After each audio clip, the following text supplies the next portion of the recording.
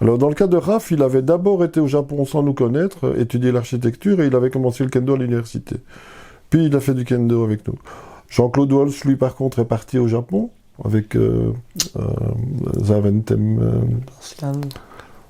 Pascal Van Laken. Oui, avec Pascal Van Laken et avec Hoffman, Pierre Hoffman.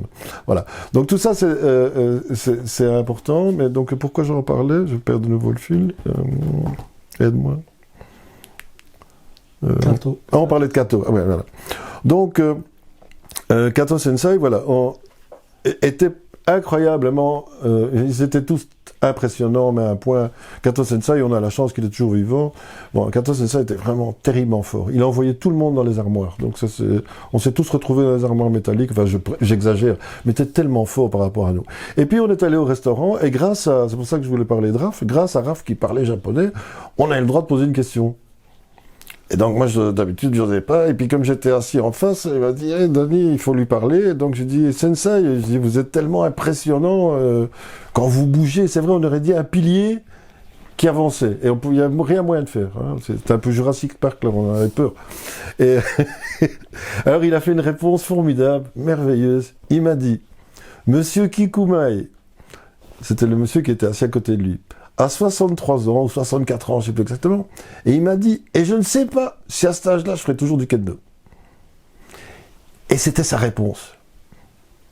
Et alors, il y a eu quelque chose de formidable. Il y a 2-3 ans, j'ai pu aller à Berlin. Je l'ai revu avant, mais j'ai été le trouver parce que j'avais une photo encore de cette époque-là. Et j'ai dit, Sensei, j'ai fait traduire évidemment. Hein. Et je lui ai dit, voilà, je parlais des Kikuma Sensei, qui m'avait envoyé cette photo d'ailleurs. Parce que lui, il prenait des photos de tout le monde, et puis il faisait des petits dessins pour bien se rappeler, il faisait marquer, il mettait le nom en dessous pour pouvoir envoyer la photo. Et je lui ai dit, voilà, il y a des années, je n'ai jamais oublié, vous avez dit, j'ai Kikuma Sensei a 63 ans, il fait toujours du kendo. Et je dis, moi aussi, je fais toujours du kendo, et vous aussi.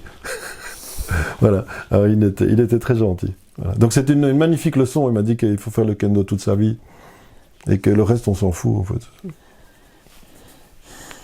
Alors, il y a un nom qui revient et qui n'est pas un grand professeur, mais qui est même pour moi une grande personne, surtout pour nous pratiquants belges, c'est Monsieur Izawa.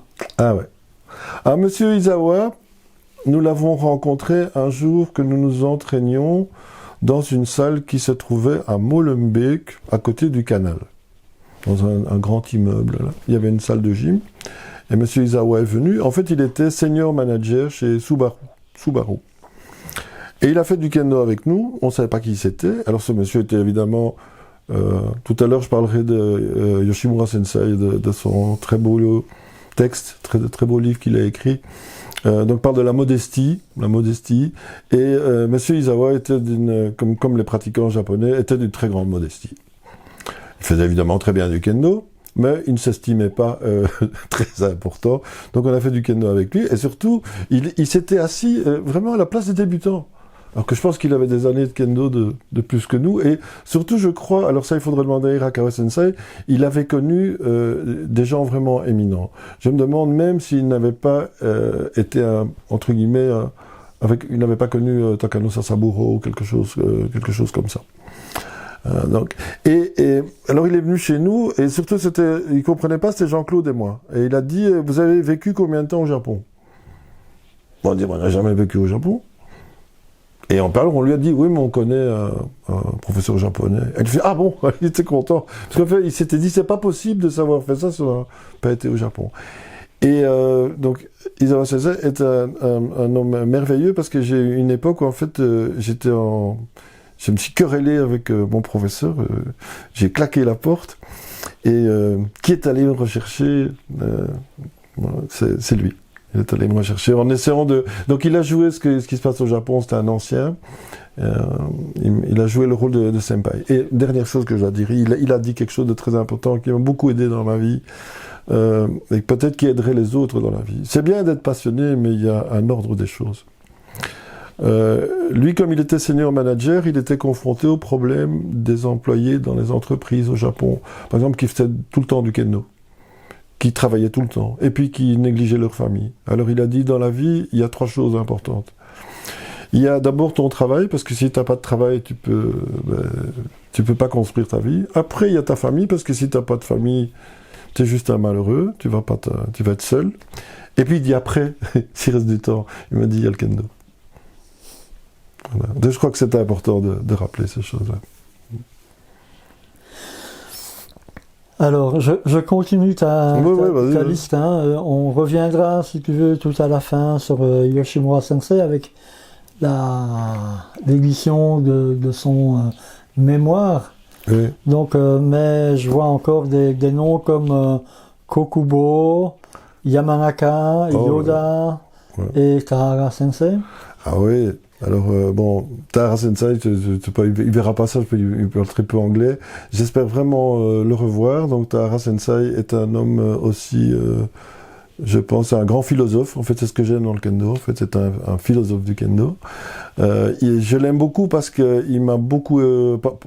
Pas parce qu'il m'a aidé, mais parce qu'un jour il m'a pris et il m'a dit « Je vais t'apprendre ce que c'est que de faire Tadashi Gaiko ». Donc comment je devais faire l'entraînement pour me conduire correctement.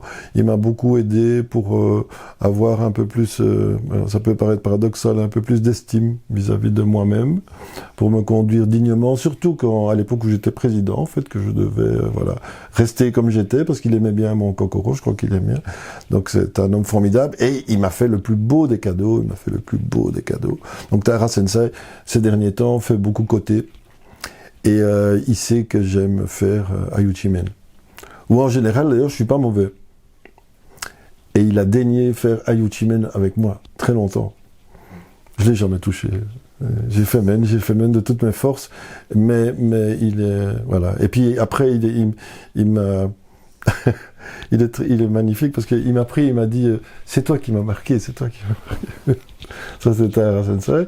Alors Yamanaka, c'est un homme formidable aussi, c'est un grand professeur, c'est un homme très très drôle et il adore faire Kakari Gaiko, Ayuchi Kakari Gaiko. Donc là je vais pas trop parler de lui, mais c'est quelqu'un de formidable. Et tu m'as encore parlé de Yoda Sensei. Alors Yoda Sensei, je dois absolument vite parler de lui. Donc Yoda Sensei malheureusement est décédé. Yoda Sensei était aussi un grand champion, était aussi 8e dan. Et lui, il fait partie aussi des gens. Donc mon éducation au kendo était assez rude, hein, on peut dire comme ça, mais c'est bien fait pour ma pomme. Et il fait partie de ces grands professeurs qui m'ont vraiment choyé. Il était très très gentil avec moi. Et s'entraîner avec lui, c'était très très dur, mais il était surtout d'une immense gentillesse avec moi. Voilà. Il était incroyablement fort.